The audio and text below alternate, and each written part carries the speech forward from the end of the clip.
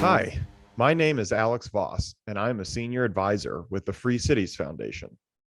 I'm pleased today to be joined by Scott Beyer, the founder and owner of Market Urbanism Report. Market Urbanism Report is a media company advocating for free market city policies. Scott also runs a consulting group, Beyer Policy, that tries to make these reforms a reality. Scott is an advocate of free cities and many of the principles that underline the foundation. Scott, can you tell us a little bit about yourself, your background, and how you came to these free market and market urbanism ideas? Sure. So from a relatively young age, we're talking late teens, I moved from Central Virginia, which is where I grew up, and I moved to New York City and spent a lot of my 20s living in different cities around the U.S., just kind of working odd jobs here and there because I wanted to travel and experience the country. And I'd say the first real interest in urban issues came when I was living in New York and obviously seeing a lot of the social problems and the structural issues with the city and becoming very curious about them. It was at this time that I discovered people like Jane Jacobs and the writers at City Journal. I discovered the original Market Urbanism blog, and a lot of people on the left as well. I mean, I was just kind of absorbing information from all kinds of different perspectives. And so how that transformed from just being, I guess what you could say, as an urbanist who kind of had like a hobbyist interest in cities into somebody who I guess is seen as an expert and it writes professionally about it now and from a libertarian perspective is just a lot of reading, but also sort of a marketplace of ideas where it seemed like the people who were writing about cities from a libertarian free market perspective had a better sense of what the existing problems in cities were and had a better rationale, kind of a path for fixing some of these than a lot of people who had a more progressive statist bent. Yeah, I mean that certainly is a familiar path with a number of people. Just feeling that the explanations that are sort of often put forth are not adequate. Was there any particular people in terms of economics or libertarianism separate from the urbanism piece that were major influences on your background as you developed professionally? That came a little bit later. Like I would say Free Private Cities honestly was one of them. I mean, the writings of Patrick Schumacher would be another. F.A. Hayek. But interestingly enough, it's been more of an urbanism thing actually. Like I thought City Journal which is I guess a subsidiary publication of the Manhattan Institute. They kind of blended the libertarian and the urban. So I would think of someone like Edward Glaser as being the ultimate person he seems like he's kind of a classical liberal economist, but then he also writes specifically about urban issues. So it's a combo, but it was really more the urban. And I would even say like it was specific incidents. Like, for example, I remember first getting into politics in my hometown of Charlottesville, Virginia, and seeing like we've always had an affordable housing issue for as long as I've been alive. And like there was a very specific issue where a developer was trying to build a new housing project that would include a really hefty affordable set aside. And suddenly like all the people who normally talk about how much we need affordable housing were suddenly coming out against it because it didn't have enough affordable housing or it didn't check some sort of box that they had in their minds.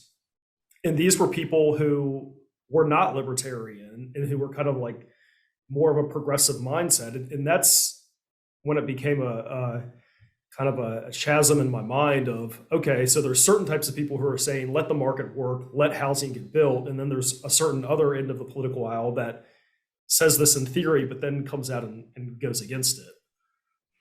Yeah, that's a very fascinating background, and very interesting to hear that you came to, free markets and the idea of letting, market participants solve problems through an urbanist lens. I think, that seems to me at least relatively unique.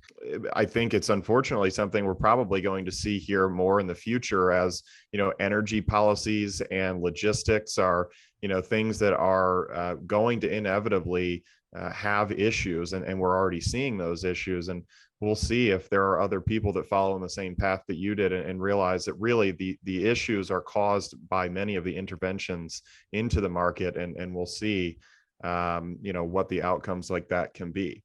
So getting back to urbanism, can you tell me a little bit about what the Market Urbanism Report is and what Beyer policy is, and what are you trying to accomplish between the two? What are the things you focus on, and what's the role you play in generating free market policies for cities?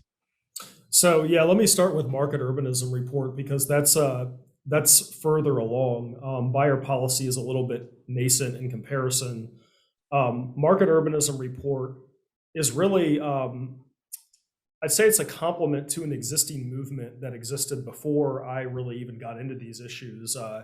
There was a market urbanism blog dating back to the mid 2000s, and there's various other people who have used market urbanism at various times. I think of Patrick Schumacher as being one of the first people who mentioned who like actually used the phrase.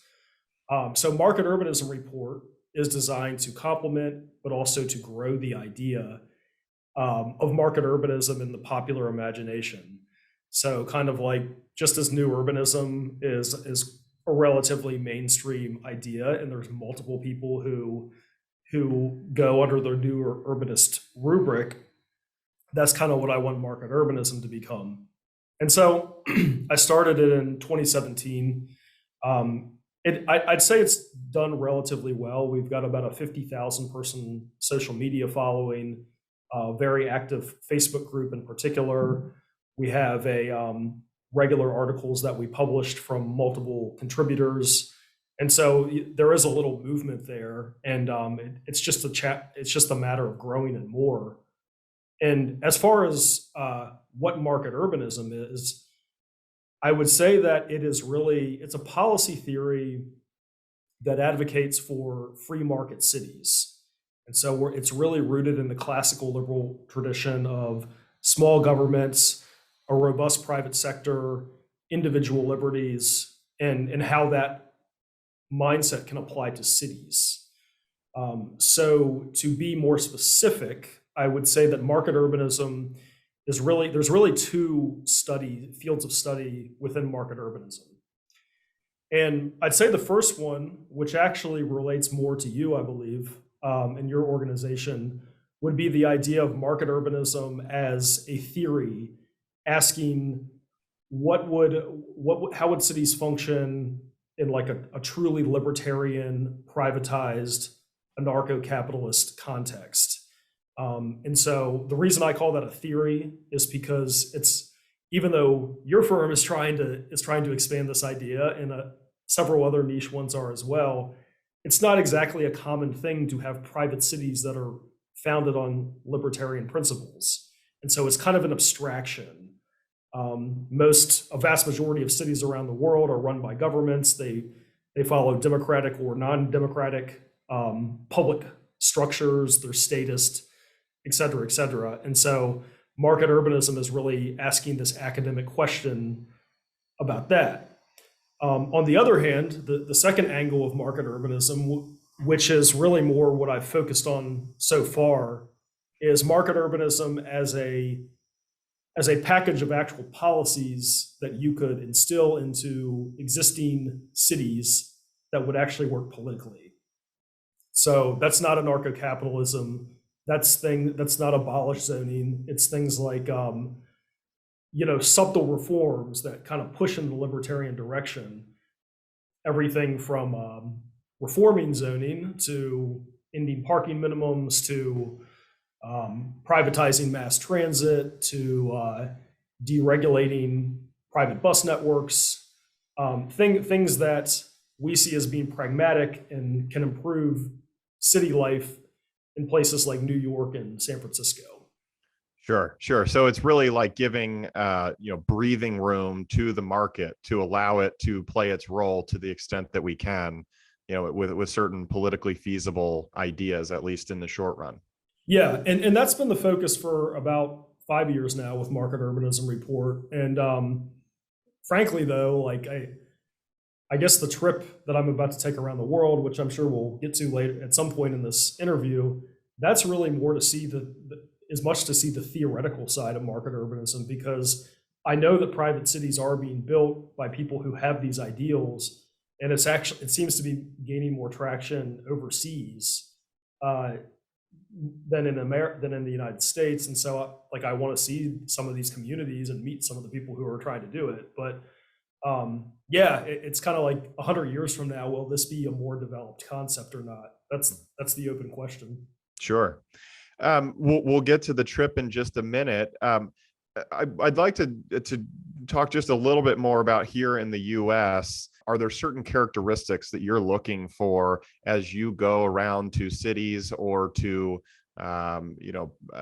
local county boards and things like that to try to promote these market urbanist ideas? Or is it sort of anyone who reaches out to you or somehow gets connected with you, and those are the people you're trying to work with? I guess that's more of a question for Beyer policy than maybe Market Urbanism Report, but nonetheless. Yeah, well, okay, yeah. So let me go into Beyer policy. I did a soft rollout of that in 2019.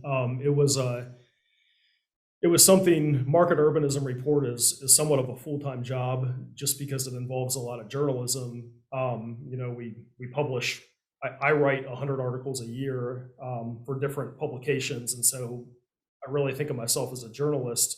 Beyer policy is a consulting aspect that basically said, if we want to dig a little deeper on the issues I'm writing for, and we find specific interests in different cities who want to make these changes politically, I would be someone they could hire to try to market these ideas and potentially lobby. I got a few early clients, and those were people who a combination of me reaching out to them and them reaching out to me, and there was a prearranged relationship there. And then COVID hit, and now I'm doing the cross global tour. So it's the type of thing where, looking a couple of years into the future, I could see Beyer policy as being something where me and my team find specific issues in specific markets, and we reach out to the relevant players there to try to make change. So, like, an example of what I could see Beyer policy doing several years from now, when I'm back from the trip, is, say that Denver is thinking about passing rent control in their city. Beyer policy would be such a firm that would reach out to the different landlords and developers and affected parties in that situation and say, the whole media and the whole activist class is generally saying that rent control is good.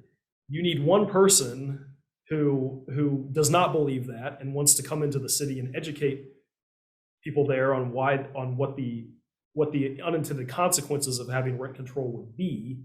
And you could hire me for kind of a marketing campaign, and maybe speaking to city councilors and speaking to the activists and trying to convince them otherwise.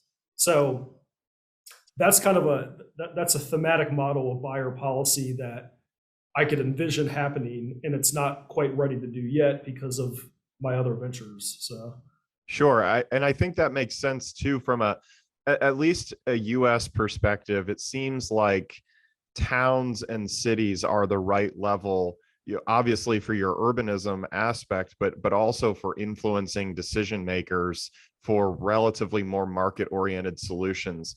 It seems to me, in the work that I've done in the past, that largely the people that are involved in making decisions at this level are well intentioned. They want to benefit the people that they're supposedly working for. And so having an explanation as to why something like rent control would be bad, is actually a thing that you can do to benefit the people of a given city. So I think that's probably the right level, and there's probably some work to be done there. Absolutely. So, Scott, you've hinted a little bit about your trip here that's coming up. It seems like it's a pretty ambitious trip and you'd like to accomplish a number of goals. Can you tell us a little bit about what you'll be doing for the next 18 months? Where will you go? What will you see? What are you trying to get out of it? Sure. So I'm doing a 1.5 year trip of the quote unquote global south, which is a geopolitical term that refers to the non-Western developing world. Not the entire global south is necessarily in the southern hemisphere, but that's generally the case. It's going to be 6 months in Latin America, 6 months in Africa and the Middle East, and 6 months in Far East Asia. And I would say there's three purposes for the trip. One of them is journalistic. So I've spent 8 years working as a urban policy analyst for United States cities, and I want to expand the coverage to developing world ones that I think are going to be dealing with a whole different host of problems and kind of in the way that American cities are very standardized and uniform. I think I'm just going to be dealing in a whole different world when I go to some of these rapidly growing third world cities. Secondly, is you could say that the purpose of the trip is investing, particularly in the private city idea. So I view the private cities as kind of like it could be a very big thing in the future, just because I think people are so disenchanted with existing cities that have all the public choice flaws that are associated with municipal management, that they are looking for something that is more of a blank slate and that promises a different social contract that focuses more on individual liberty. And so I really want to potentially visit dozens of these private cities, just depending on if I can get to them, because a lot of them are pretty remote. But look at these different case studies and maybe develop a scoring system for which ones are good and which ones are not such great investments. And so I think this little field trip that I'm doing could potentially inform decades of investments for myself and whoever I'm working with down the road.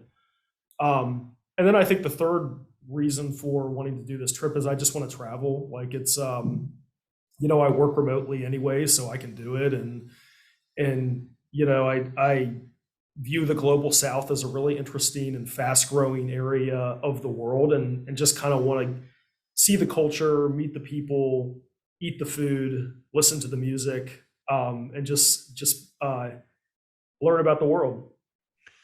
It sounds fascinating. It's something that not everyone can do and not everyone will be willing to do. But I think that you're exactly right, and you'll come to learn so much that it's hard to even know what's out there and what are the possible things to learn on a trip like that until you actually get started. It'll be very interesting as well to compare the various differences between the regions, and even within a region, what are the differences. When maybe you could just tell the audience what are the cities that you currently have lined up, and then at the end we'll certainly get your contact information if there are others that the audience thinks are helpful cities for you to visit. Maybe they can reach out to you and you can jointly figure out if that will work or work into your plans. I'd say Prospera is the big one, which I'm sure your audience has heard of. Ciudad Morazan, also in Honduras, plan to go to that. There's a couple of zones that I've read about in Brazil, which I can't remember or even pronounce at this point off the top of my head, but they're not private cities per se, but they were kind of like liberalized territories that created a lot of growth. Echo Atlantic City, which is in Lagos, I believe, Lagos, Nigeria. There's another one, a smaller one that I heard about in Accra, Ghana. Several I've heard about in Africa. And then I think the ones in Asia are actually a little bit more obvious, but Dubai, like I kind of look at that as a quasi charter city model Sure. that seemed very successful. I might make it to Monaco, which is technically not in the global south, but is kind of the same model. And then Gurgaon, India, Mhm. which is outside of New Delhi, and that is apparently a private city with its own private subway system. Very fascinating to me. And then a couple kind of like more obscure examples that are just scattered about in the places that I'll be going to. I think that that's great, and those are some of the key ones I certainly would have suggested. Perhaps if the audience has others, they can certainly reach out to you and suggest them.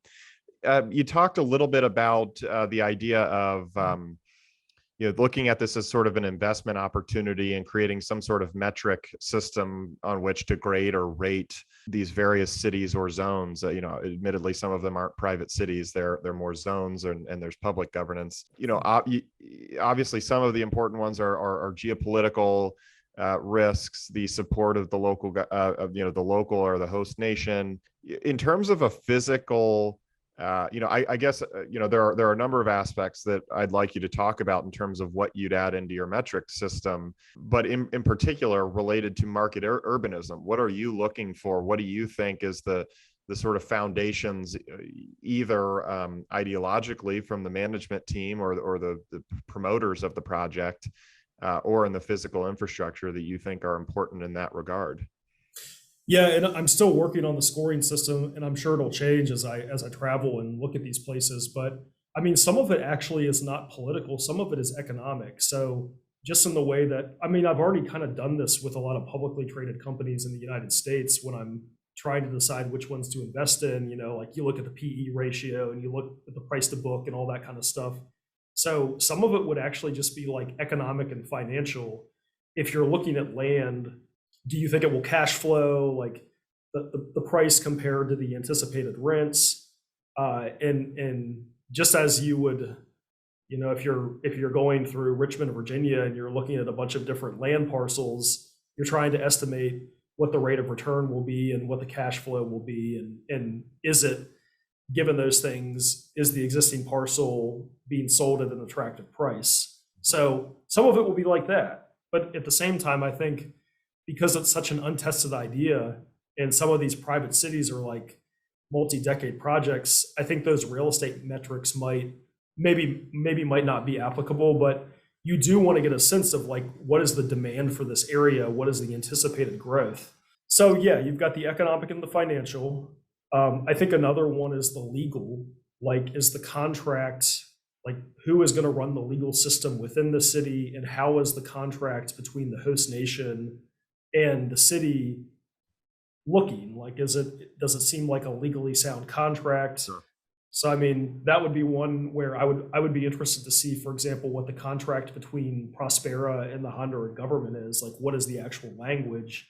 If you were to give that to a legal analyst or a lawyer, would they think it's legit? So that would be another.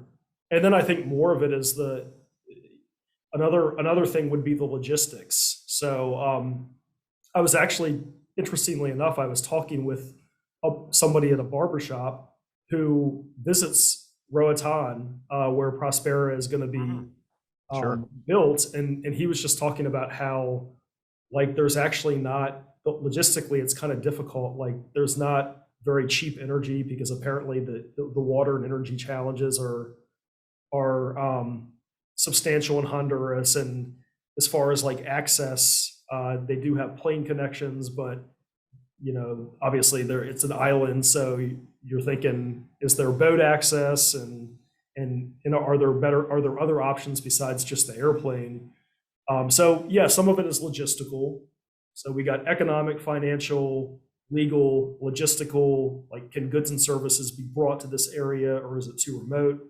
But then I think the whopper, kind of the one that goes above all of them, is just the larger geopolitical context of, is this being opened in a safe country that is not ultimately going to invade and violate its contract and It's like the legal situation, the contract can say one thing, but if you're opening up in a host country that doesn't care about that anyway and just is used to sort of arbitrary governance, then it's almost like all the other things can be null and void. Mhm. So I guess one of the next questions really turns a bit more towards urbanism, market urbanism in general. So, I guess first, is this an idea that really applies both to private cities and public cities, or is it something that really private cities don't necessarily, they sort of implicitly, I guess, have to follow because they're already subject to the market forces of trying to turn a profit? Yeah, I mean, and that's where it really just. So first off, yeah, I think it's definitely applicable to publicly run existing cities, and I kind of worked that distinction out in at the beginning from on one hand, market urbanism is a policy package that can be applied to existing cities. On the other hand, it's more of this abstract theory that you would like try to build on a greenfield, say a private city, and what would a market urbanism set of bylaws look like? Me and Zachary Caceres were kind of going back and forth on different. I don't know if you're familiar with his work, but just kind of like different models you would have, because the HOAs are common in the United States, but almost none of them are market urbanists. They're a set of governments that have their own set of regulations that are often worse than the surrounding county. So that's not exactly market urbanism. Like private cities unto themselves are not necessarily going to be market urbanist. I think Sure. you have an additional philosophy that says people who live there are all kind of coming under this agreement that there's not going to be much governance, there's not going to be much regulation, and you're having to live with the idea that other people around you have freedoms and can exercise the same freedoms that you do. So it's kind of it's attracting that type person with that type of mindset. And then as far as how then does the actual policy and governance work, we can get into the weeds of that. But the general idea is it's built on libertarian principles. Sure, sure. So I guess the private city could theoretically be, we're building a private city, and we think what the people really want is a lot of regulation and rent ceilings and things like that, which would not be. It could be a private city, but would not be a market urbanist philosophy. But sort of, I guess it's not necessarily the case that they're always market urbanists, but I would suspect private cities would have a tendency to at least lean more towards the market urbanism philosophy, where they want to really live and let live and allow people to experiment and try new things. Entrepreneurs can build businesses and things like that. Well, I suppose, I mean, I'll have a better answer for that once I actually do this trip and go to these places, because a lot of the ones that I read about are sort of the opposite. Like there's one in Nevada that's trying to be built in Nevada by a former Walmart billionaire who wants to turn it into like an eco-socialist experiment that has universal basic income and all kinds of green energy mandates, it sounds like. And so I actually, as a market urbanist, that's clearly not market urbanism, but I would say by all means, like let's have experimentation. Sure. If somebody wants to start a private city that they run based on socialism, I mean, or even communism, they can do it. Like I think it would completely collapse because like who's actually going to produce the goods to redistribute? Right. But let's try it. And if it collapses, then that just becomes all the more argument against socialism. Sure. Yeah, I'd say that's very much in line with what we promote at the Free Cities Foundation. We'd like small scale experiments that aim to increase human liberty.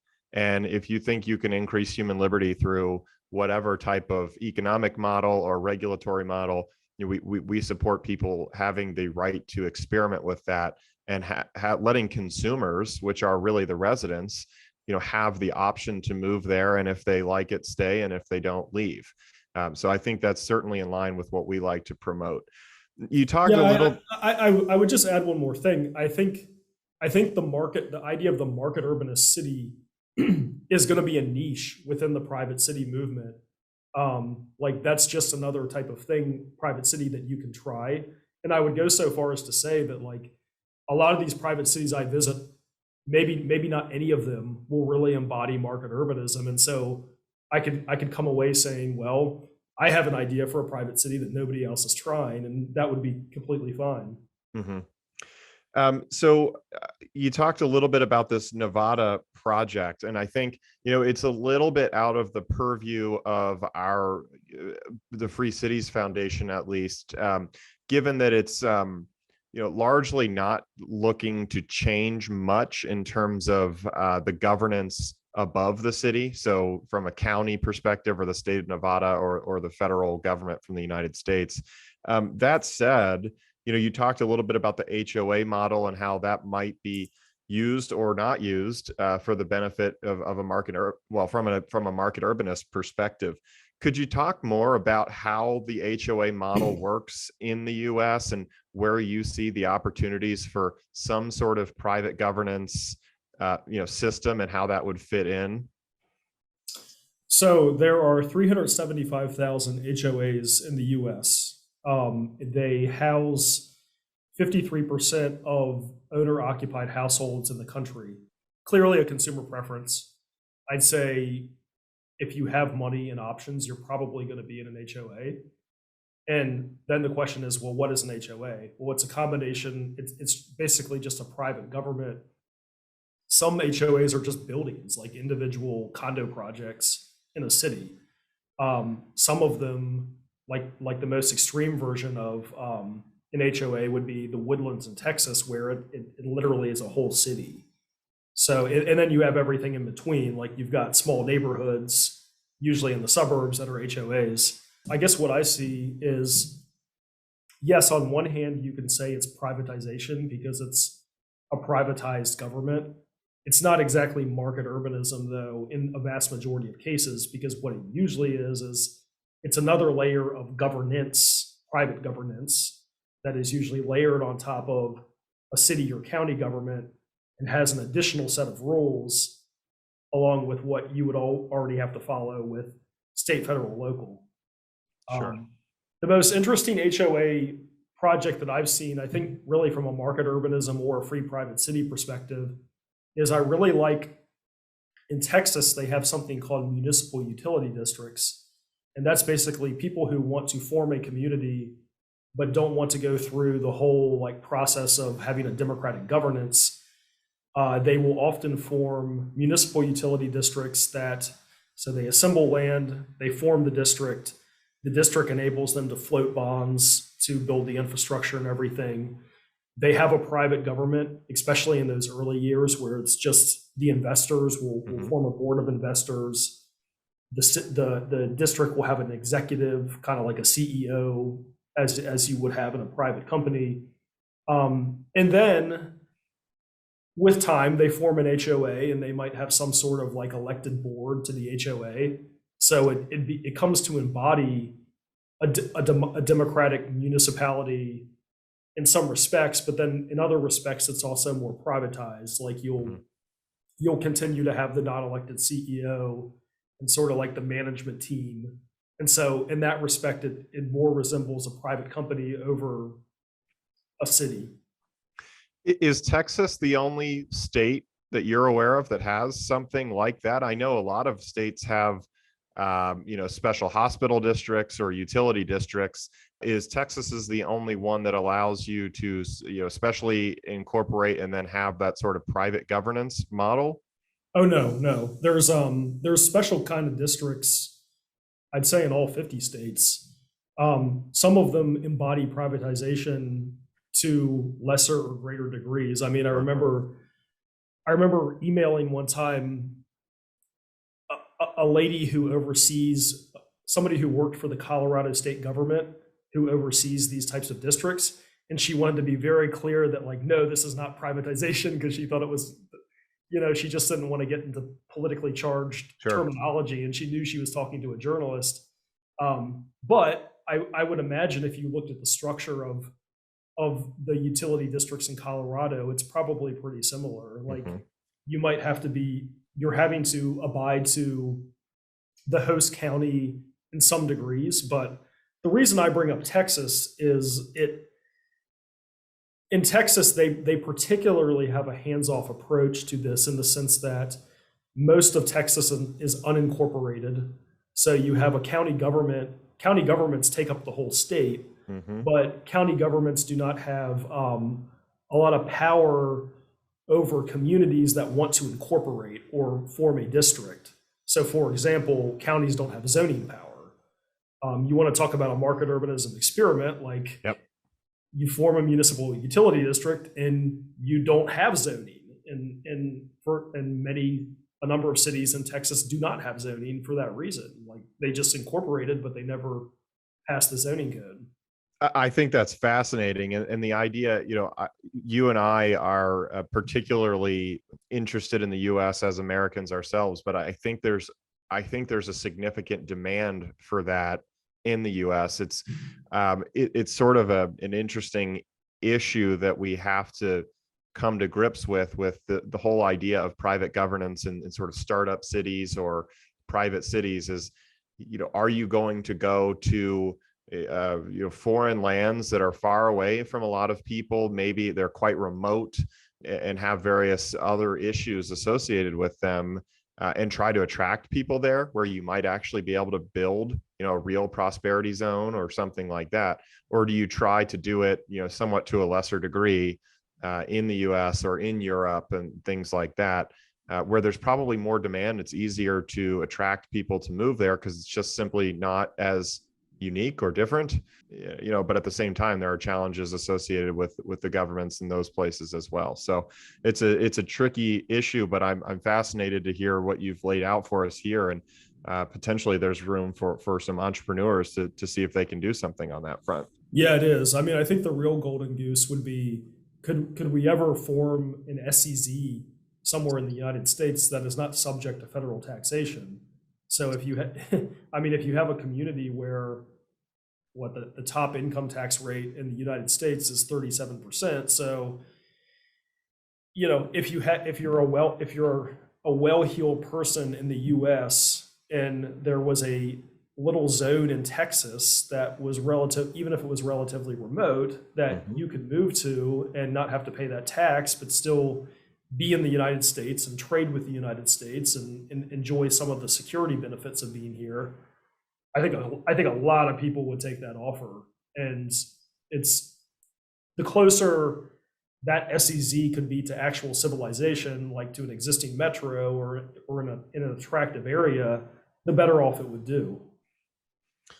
I think that's exactly right, and potentially just to throw in a couple other things to add to the mix. You could look at Indian reservations, which are, not as close to usually metro, areas. However, they have their own benefits, of course, with the tribe. And the other thing would be in terms of federal taxation in the U.S. could potentially be looking at projects in U.S. territories that are not states, so they don't get to vote in the federal elections, but they also don't pay federal income tax. So that could be a way to mix and match the various pieces of the puzzle for Mhm. someone that had the ability and willingness to do something like that. Scott, I'd like to sort of turn now, to as we wrap up the interview, to talk a little bit more about market urbanism in general. What are some of the key components to it? I have your book here that I recently read, and I'll show to the audience. Um, I found it very fascinating. To me, as a relatively free market minded guy, I thought your proposals and the things you were advocating for made a lot of sense. But I'd like you to, maybe tell us about some of the key ones that you think are very important for both governments as they are now. What could New York or Houston, and I'm sure they differ depending on the place, but also what could a new startup private city, what should they focus on in order to make this as market friendly of an experimentation as possible? Yeah, so the two components of the book were housing and transportation. And, to summarize, I would say that the idea with housing is that the consumer and the developer should be able to have a completely organic relationship divorced from the government. And the settlement patterns of United States cities or any city should be basically conform with the consumer developer relationship. So there is not a government telling you where the land must go, where the retail must go. I mean, it's kind of crazy to think that, like, if you were to do fly over Los Angeles and you're seeing sort of this sprawling settlement pattern, that is not the market. That is the government dictating where things can go and to what density and what kind of use and how much parking and so on and so forth. And the argument I'm making in my book is that if we had this market, this unregulated market for land, cities would look completely different. And I don't even particularly know how they would look. It would just depend on the situation. But they would look very different than LA. Like LA would look very different if market forces drove the land use. And then I think for the transportation angle of market urbanism, it's kind of the same idea. It's let people get around the way that they want to get around, often in accordance with how the market produced the land use. So if the free market produces more urban density, the transportation will naturally respond to that if it's also market based. Whereas I think, again, to use the LA example, the reason the housing is where it is because the government built roads and that was a whole big socialized experiment. And so it's sort of like the government is controlling where you live and how you get around. And market urbanism is saying, no, let the market, like let the individual determine where they want to live and how they want to get around. And cities would not only look totally different, but I think they would function much better. Yeah, I think I think that's right, and I think you're wise to say, I don't know exactly how it would look under a free market. We can't know. One of the things that's always been fascinating to me is the very different nature of Europe, sort of old European cities that developed long ago versus some of the newer cities in the U.S. For some reason, Orlando, Florida comes to mind. It's nothing but a concrete, sprawling. There's just strip malls everywhere, and to me, they seem like sort of very much the extremes. So an old European city versus Orlando, Florida. And one of the things that we think about at our company as we're thinking about how do you develop a city from the ground up, but to do it in line with sort of how the market would operate over decades or hundreds of years. At the same time, we aren't we aren't necessarily always afforded decades or hundreds of years for a city to sort of organically form as it would. Do you have any thoughts or advice or comments on how you might fast track building a city that is favorable to market urbanist principles, and at the same time letting the market sort of orient the city to develop as it should? Yeah, well, that was why I mentioned Zachary Caceres earlier in the interview, and I didn't really elaborate on the point I was trying to get to, but just the idea, like I think there was a reasonable debate that any market urbanist could have between should the corporate structure of the city be vertically integrated in respect to how it plans its infrastructure versus literally just being completely decentralized so that any Joe Sixpack can go in and build his own road. I guess I would think that if you're viewing a city as a startup or a corporation, there actually would be financial pragmatism and coming in and saying, okay, this is going to be our street grid, this is going to be our parks, and like we're gonna put some baseline infrastructure in, and just because you kind of because if you don't do that at first, then you're also going to run into right of way issues later on, and so you're kind of like establishing the easement from the start, and then you allow the growth around that, and that growth would be more organic and market oriented. And there's even aspects of doing the pre-established infrastructure grid that could in fact be market oriented. I mean, I talk a lot in my book about charging for curb space. and charging for road usage.